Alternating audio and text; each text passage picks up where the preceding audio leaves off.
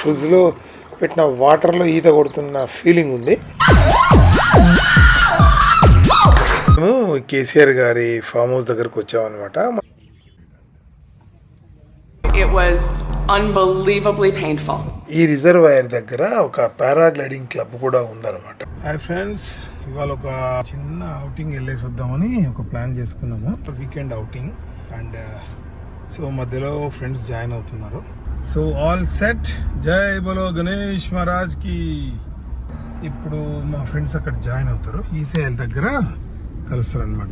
I'm going to one of my friends house. So అక్కడ వాళ్ళు join అవుతారు, అందరం కలిసి వెళ్తాము. ఒక మంచి ప్లేసు హైదరాబాద్లో అయితే వీకెండ్ గేట్వేస్ చాలా చాలా ఉన్నాయి. బ్యూటిఫుల్ ప్లేసెస్ చాలా ఉంటాయి అవుట్స్కట్స్లో. ఒక్క 50-60 కిలోమీటర్ మనము ట్రావెల్ చేయగలిగితే ఉన్నాయన్నమాట మంచి మంచి ప్లేసెస్. సో ఫ్యామిలీతో ఫ్రెండ్స్తో అట్లా టైంపాస్ ఎంజాయ్ చేయడానికి మంచి ప్లేసెస్ ఉన్నాయి. సో అందులో అలాంటి ప్లేస్లో ఇది ఒకటి బ్యూటిఫుల్ ప్లేస్, నేను వీడియోలో చూపిస్తాది. అందరూ ఎవరు పనుల మీద వాళ్ళు వెళ్తూ ఉన్నారు, మా పని మీద కూడా మేము వెళ్తూ ఉన్నాము. సో దారిలో ఈ టిఫిన్ సెంటర్ కనపడింది. సో అక్కడ మేము ముగ్గురం కూడా టిఫిన్ చేసాము. సో ఇంకా బయలుదేరిపోయామన్నమాట. ఫస్ట్ అయితే మేము కొండపోచమ్మ సాగర్ రిజర్వాయర్ సైడ్ వెళ్తున్నాం అనమాట. ఇది మర్కూక్ మండల్ సిద్దిపేట డిస్ట్రిక్ట్లో ఉంటుంది. మనకు హైదరాబాద్కి ఏంటంటే 50-60 km, కొంచెం లాంగ్ సైడ్ ఉన్న వాళ్ళకు కూడా ఒక 70 కిలోమీటర్లో ఉంటుంది. 1.5 to 2 hours జర్నీలో మీరు ఇక్కడికి వచ్చేసేయచ్చు. ఇంకా అక్కడ నుంచి వెళ్తూ ఉంటే ఈ కాలువ కనబడ్డది, ఈ కెనాల్. సో ఆ రిజర్వాయర్ నుంచి వచ్చే కెనాల్ అనమాట. ఇక మా వాళ్ళకు చిన్నప్పటి చేతులు గుర్తొచ్చినట్టున్నాయి. ఇద్దరు కలిసి ఈ కెనాల్లో ఈత కొడితే ఎలా ఉంటుంది అని ఆలోచిస్తూ ఉన్నారు. అదొక రీసెర్చ్ అనమాట. అంత అనుకునే లోపు ఇంకా అక్కడ ఆ లోకల్ వాళ్ళ ట్రాక్టర్ వస్తుంది. సో ఈ ట్రాక్టర్లో వాళ్ళని అడిగామన్నమాట, ఆపేసి అడిగాము, ఏందన్నా ఇందులో ఈత కొట్టచ్చా అంటే సూపర్గా కొట్టచ్చు, అంతా బాగానే ఉందన్నారు. అంత లోపలే మా వాళ్ళు దిగిపోయారు ఆల్రెడీ. ఇంకా మనం కూడా తక్కువేం కాదు కదా, సో మనం కూడా దిగిపోయాము. బట్ థింగ్ ఏంటంటే నీళ్ళు చల్లగా ఉన్నాయి, ఏదో ఫ్రిడ్జ్లో పెట్టిన వాటర్లో ఈత కొడుతున్న ఫీలింగ్ ఉంది. సో అలా కాసేపు ఈత కొట్టాము.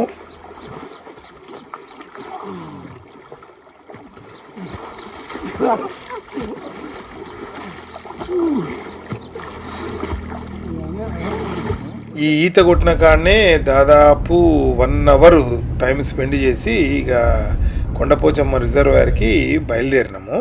ఏంటంటే మిట్ట మధ్యాహ్నం అయిపోయింది అనమాట, ఇంకెవ్వరు లేరు ఇక్కడ. మేము వచ్చిన టైం కూడా ఎండ బాగానే ఉంది. అలాగే ఆ ఎండకే కారు పార్క్ చేసేసాను. మా ఫ్రెండ్ వెంకట్ అందులోనే కూర్చున్నాడు. అక్కడ నీడ ఉందని చూస్తే నీడ లేదు, అక్కడ చెట్టు ఉంది కానీ సరిగా లేదు.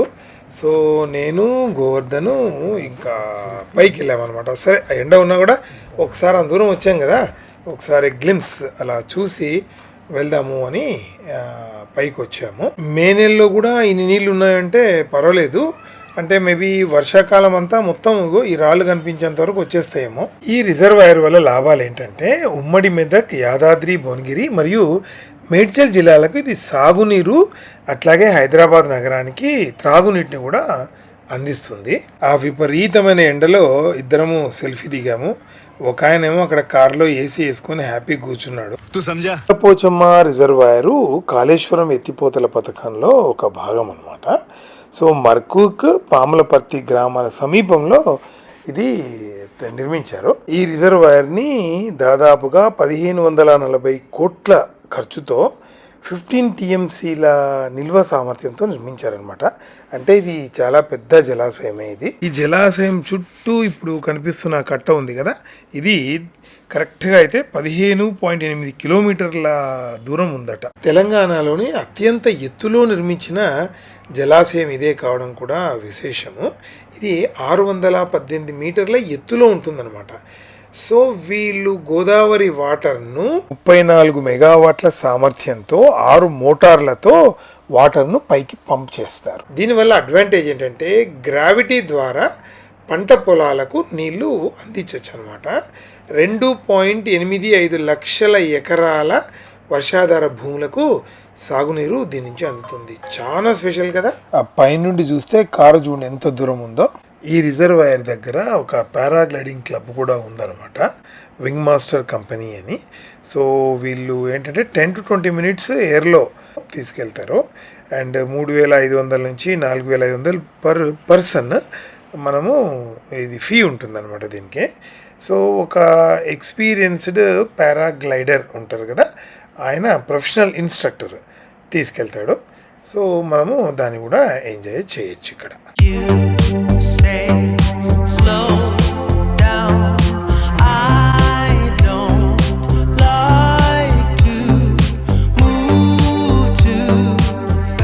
బాగా ఎండకి వెళ్ళేసి వచ్చినాం కదా, ఇంకేంటి నెక్స్ట్ చల్లబడాల.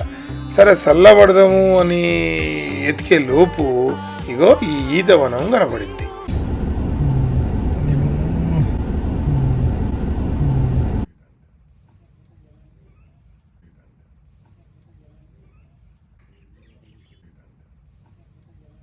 సీన్ కట్ చేస్తే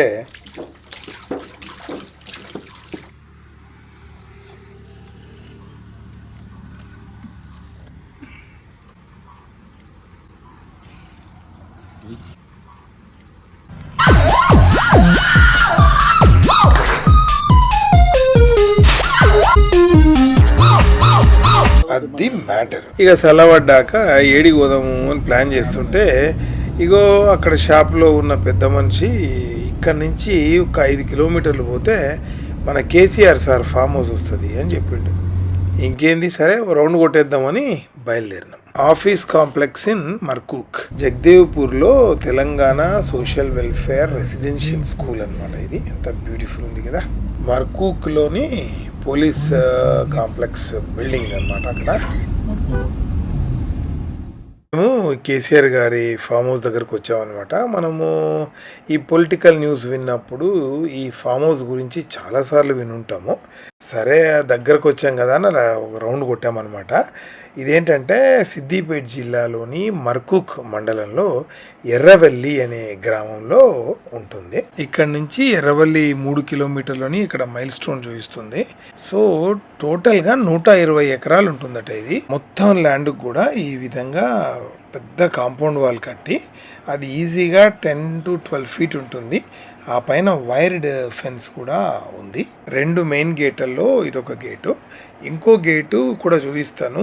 అది ఫామ్లో కట్టిన హౌస్కి ఆ గేట్ దగ్గర ఉంటుంది. మనకు అక్కడి నుంచి ఫామ్ హౌస్ కూడా కనిపిస్తుంది. అలాగే డ్రైవ్ చేస్తూ వెళ్తున్నాము. సో స్ట్రైట్గా టోటల్గా 120 acres కూడా ఈ కాంపౌండ్ వాల్ ఉంది. సో అలాగే బ్యూటిఫుల్ రోడ్స్ ఉన్నాయి.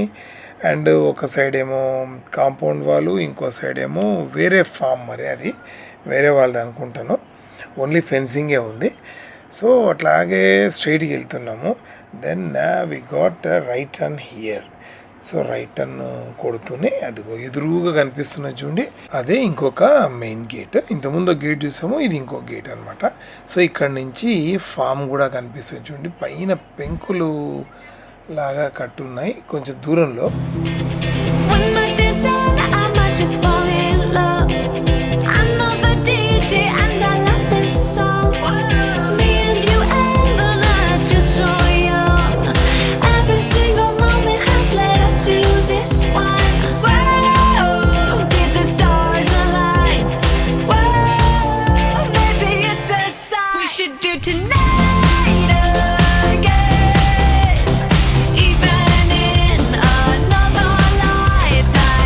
ఇక్కడ అది సెక్యూరిటీ పోస్టో టవరో అక్కడ ఉంది.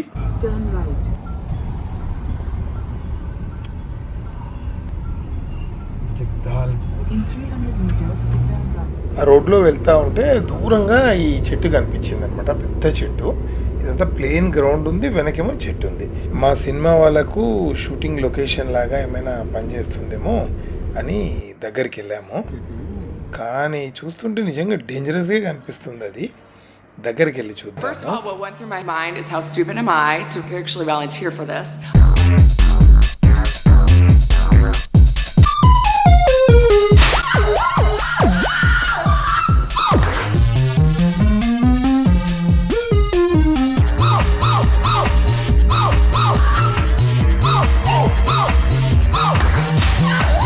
It was unbelievably painful.